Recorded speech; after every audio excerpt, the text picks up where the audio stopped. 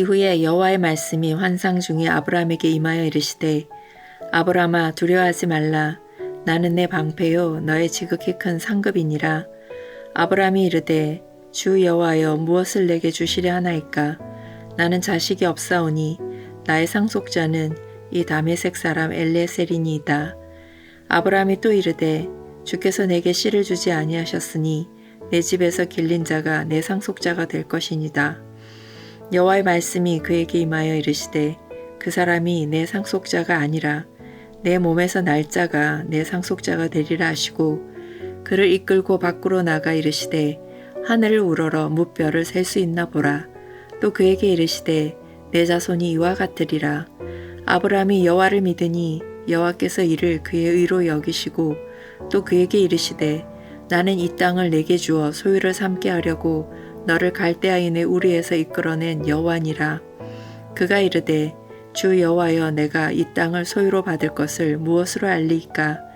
여호와께서 그에게 이르시되 나를 위하여 3년 된 암소와 3년 된 암염소와 3년 된 순양과 산비둘기와 집비둘기 새끼를 가져올지니라.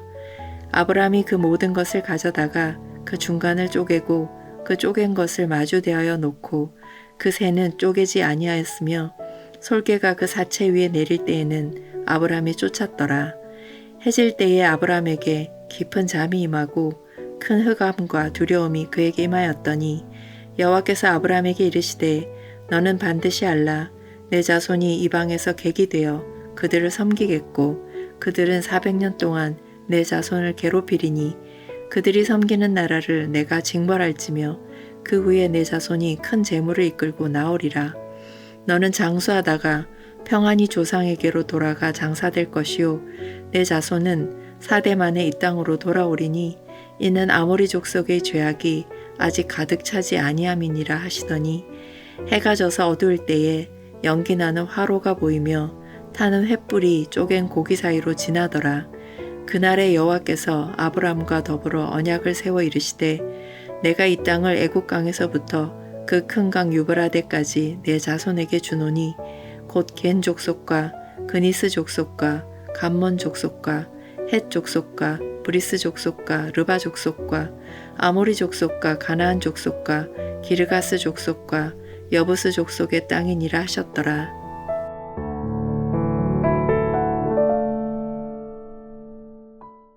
아브라함은 전쟁에서 이겼습니다. 거대한 제국들의 연합군을 물리쳤습니다. 세상의 재물도 거절했습니다. 누가 보아도 그는 영웅이었고 믿음의 승리자였습니다. 그러나 오늘 본문 15장의 문을 열자마자 우리는 전혀 다른 아브라함을 마주합니다. 이 후회라는 시간의 접속사는 승리의 환호성 이후에 찾아온 고요한 밤을 가리킵니다. 아브라함은 지금 떨고 있습니다. 1절에서 하나님의 첫 마디가 아브라함아 두려워하지 말라는 것으로 시작된 것은 지금 아브라함이 깊은 두려움 속에 빠져 있다는 증거입니다. 왜 그는 두려워하고 있습니까? 한 번의 전투에서 이긴 것이지 전쟁에서 이긴 것은 아니기 때문입니다.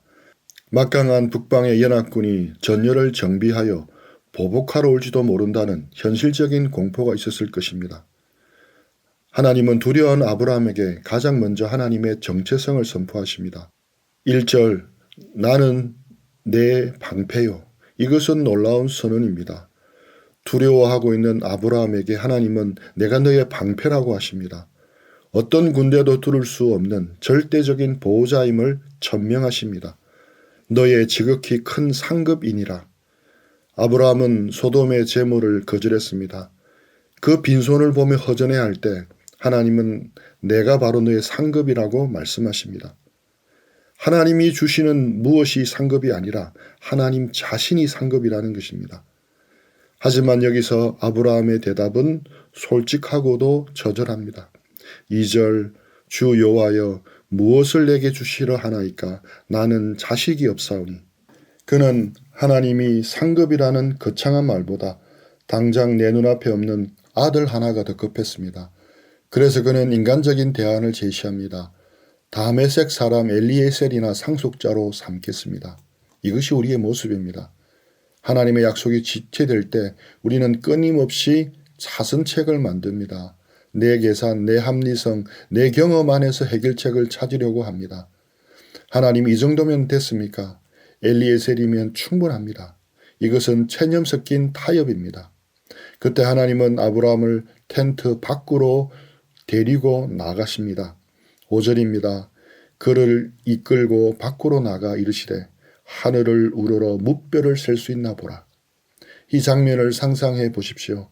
하나님은 텐트라는 좁은 시야에 갇혀있던 아브라함을 광활한 우주적 시야로 초대하셨습니다. 좁은 장막 안에서 아브라함은 자신의 늙은 몸과 사라의 태를 보면서 한숨 지었습니다. 시선이 자신과 환경에 갇혀 있었습니다. 그러나 장막 밖에는 광활한 우주가 펼쳐져 있었습니다. 고대 근동의 밤하늘은 우리가 보는 수도권의 밤하늘과는 전혀 다릅니다. 깨끗한 천국 가득히 쏟아질 듯한 수많은 별들, 그 사이를 가로지르는 은하수. 하나님은 말씀합니다. 내 자손이 이와 같으리라. 밤하늘의 별들은 하나님의 거대한 시청각 교제였습니다. 하나님은 아브라함이 날마다 하늘을 볼 때마다 이 약속을 기억하게 하셨습니다. 그때 놀라운 일이 일어납니다. 6절입니다. 성경 전체에서 중요한 구절 중에 하나입니다. 아브라함이 여호와를 믿으니 여호와께서 이를 그의 의로 여기시고, 자신의 상황은 변한 것이 없지만 하나님의 약속을 아멘으로 받아들인 것입니다. 그리고 하나님은 그 믿음을 의로 계산해 주셨습니다. 이것이 이신칭의의 원형입니다. 믿음으로서 의롭게 되는 것입니다. 혹 형제자매 여러분은 지금 어디에 갇혀 있습니까? 근심의 장막에 갇혀 있습니까? 실패에 대한 두려움이라는 텐트 안에 웅크리고 있습니까? 하나님은 말씀합니다. 밖으로 나오라. 그리고 밤하늘의 별들을 보면서 약속하신 하나님을 신뢰하라고 하십니다. 나를 둘러싼 환경은 불가능을 말하지만 하늘의 하나님은 가능을 말씀합니다. 아브라함은 자손을 주실 것에 대한 약속을 믿었습니다. 이제 하나님은 땅에 대한 약속을 재확인하십니다. 그러자 아브라함은 묻습니다. 8절, 내가 이 땅을 소유로 받을 것을 무엇으로 알리이까? 이것은 불신앙의 질문이 아닙니다. 하나님 믿습니다. 하지만 제 믿음이 연약하니 붙잡을 수 있는 확정을 주십시오 라고 간절히 요청하고 있는 것입니다. 하나님은 이 요청을 기쁘게 받으시고 고대 근동의 가장 엄숙한 언약의식을 준비시키십니다. 3년 된 암소, 암염소, 순양, 산비둘기, 집비둘기를 가져오라고 하십니다. 아브라함은 즉시 그 의미를 알아차렸습니다. 짐승을 잡아 그 중앙을 쪼개어 마주놓게 했습니다. 이것은 고대 근동에서 종주권 언약을 맺거나 동맹을 체결할 때 행해지던 의식입니다. 계약 당사자 두 사람이 쪼개진 고기 사이로 함께 지나갑니다. 이 의식이 의미하는 바는 사실 알고 보면 섬뜩할 정도로 분명합니다. 만약 우리 중 누구라도 이 언약을 어긴다면 이 짐승들처럼 쪼개어 죽을 것이라는 맹세입니다. 죽음을 담보로 한 맹세입니다. 아브라함은 짐승을 쪼개놓고 기다립니다. 솔개가 그 사체 위에 내릴 때 쫓아내며 하염없이 기다립니다. 해질녘에는 깊은 잠에 빠집니다. 그때 하나님이 나타나십니다. 17절입니다. 타는 횃불이 쪼갠 고기 사이로 지나더라. 보통은 언약 당사자 상방이 지나가야 합니다. 그러나 여기는 오직 타는 횃불만이 그 사이로 지나갑니다. 이 횃불이 무엇을 의미합니까? 쇠키나 하나님의 임재의 상징입니다. 하나님 홀로 그 길을 지나가신 것입니다. 이것이 무엇을 의미합니까? 보통 계약이라고 하면 내가 이렇게 하면 나도 이렇게 해주겠다고 하는 상방 간의 거래입니다. 집을 살 때도 양쪽 모두가 도장을 찍습니다. 그런데 오늘 하나님이 맺으신 이 언약은 편무계약, 즉 한쪽만 의무를 지는 계약입니다. 하나님은 아브라함에게 도장을 찍으라고 하지 않으셨습니다. 아브라함은 그저 잠들어 있었습니다. 하나님 홀로 그 쪼개진 고기 사이를 지나가셨습니다. 이것은 무엇을 의미합니까? 아브라함아, 너는 아무것도 하지 않아도 된다. 이 약속을 이루는 책임은 100% 나에게 있다. 만약 실패한다면 그 대가마저도 내가 치르겠다. 이것은 계약이 아니라 하나님의 일방적인 사랑의 선언입니다. 아브라함의 어떠함과 상관없이 하나님께서 반드시 이루시겠다는 의지의 표명입니다. 이것이 바로 은혜 언약입니다. 훗날 이 장면은 십자가에서 완성이 됩니다. 우리가 언약을 어겼을 때 우리가 쪼개져야 마땅했습니다. 그러나 하나님이신 예수 그리스도께서 친히 그 쪼개짐의 저주를 받으셨습니다. 자신의 몸을 찢으시고 피 흘리심으로 우리와의 새 언약을 완성하셨습니다. 창세기 15장의 횃불 언약은 골고다 언덕의 십자가를 미리 보여주는 예고편입니다.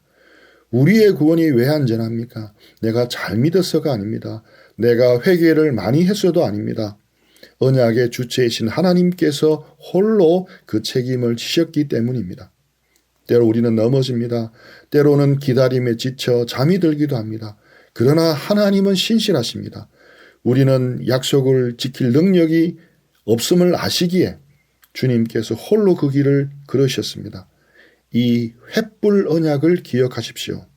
혹시 내가 과연 구원받은 자인가 하는 의심이 들 때 쪼개진 고기 사이를 홀로 지나가신 그 타오르는 불꽃을 바라보십시오. 내가 반드시 너를 축복하리라. 내가 내 목숨을 걸고 너를 끝까지 책임지리라. 이 하나님의 열심이 오늘 우리를 붙들고 있음을 바라보십시오. 하나님은 언약을 확정하시면서 아브라함 자손의 미래를 예언하십니다. 13절 네 자손이 이방에서 객이 되어 그들을 섬기겠고 그들은 400년 동안 내 자손을 괴롭히리니 청천벽력 같은 소리입니다. 땅을 주신다더니 400년 동안 종살이를 하게 될 것이라고 말씀합니다. 이것은 애굽에서의 노예 생활을 예고하신 것입니다. 왜 하나님은 약속의 자녀들에게 이런 고난을 허락하십니까? 여기에는 하나님의 깊은 섭리가 숨어 있습니다. 16절 이는 아모리 족속의 제약이 아직 가득 차지 아니함이니라. 하나님은 자기 백성에게 땅을 주시기 위해 가나안 원주민을 무작정 몰아내지 않으십니다. 가나안 족속, 즉 아모리 족속의 죄가 심판받을 만큼 찰 때까지, 즉 하나님의 공의가 시행될 때까지 기다리시는 것입니다. 하나님의 역사는 내 유익만을 위해 다른 이들을 희생시키는 이기적인 과정이 아닙니다. 전 우주적인 공의와 질서 속에서 진행됩니다. 또한 이 400년은 이스라엘이 큰 민족으로 인큐베이팅 되는 시간입니다. 70명 가족이 들어갔다가 200만 명의 민족이 되어 나오는 거대한 산실이 바로 애굽이었습니다. 고난은 무의미한 시간이 아닙니다. 하나님의 백성으로 빚어지는 연단의 시간입니다. 약속의 땅을 감당할 그릇으로 준비되는 시간입니다. 그리고 결말은 확실합니다. 14절 그들이 섬기는 나라를 내가 징벌할지며 그 후에 네 자손이 큰 재물을 이끌고 나으리라. 출애굽의 승리를 미리 약속하셨습니다. 고난의 기간, 고난의 이유, 그리고 고난 후의 영광까지 모든 것이 하나님의 섭리 안에 있습니다. 아브라함 개인에게는 너는 장수하다가 평안히 조상에게로 돌아가리라는 축복으로 안심시켜 주십니다. 때로는 우리의 인생길이 이해가 되지 않을 때가 있습니다. 하나님을 잘 믿는데 왜 시험에 떨어지고 취업이 잘 안 되고 왜 질병이 찾아오는지 왜 기도응답이 이토록 늦어지는지 이해가 안 될 때가 있습니다. 마치 400년의 어둠 속에 있는 것 같을 때가 있습니다. 그러나 기억하십시오. 어둠도 하나님의 계획 안에 있습니다. 기다림은 헛된 시간이 아닙니다. 하나님은 지금 여러분들을 단련하고 계십니다. 죄악을 도려내고 믿음의 근육을 키우며 장차올 영광을 감당할 그릇으로 빚어가고 계십니다. 고난에는 끝이 있습니다. 그 후에 나오리라. 반드시 회복의 때가 옵니다. 빈손으로 나오지 않고 큰 재물, 즉 영적인 전리품을 가지고 나오게 될 것입니다. 지금 겪는 고난을 하나님의 섭리라는 큰 그림 속에서 해석하십시오. 역사의 주관자이신 하나님을 신뢰할 때 우리는 어둠 속에서도 찬양할 수 있습니다. 말씀을 맺겠습니다. 창세기 15장은 한 인간의 불안에서 시작하여 하나님의 거룩한 언약으로 마칩니다. 아브라함의 두려움이 변하여 믿음이 되었고 하나님의 침묵은 타오르는 횃불이 되어 응답되었습니다. 하나님은 우리에게 두 가지를 보여주셨습니다. 하나는 하늘의 별입니다. 이것은 우리의 시선을 교정하라는 초대입니다. 또 하나는 타는 횃불입니다. 자신을 쪼개어서라도 우리를 구원하시겠다는 십자가의 사랑입니다. 내가 신실하지 못해도 하나님은 신실하십니다. 나의 믿음은 흔들려도 하나님의 언약은 영원합니다. 두려워하지 마십시오. 방패가 되시고 상급 되신 주님이 우리와 영원히 함께 하실 것입니다.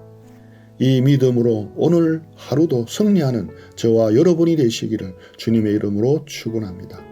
한 줄 요약입니다.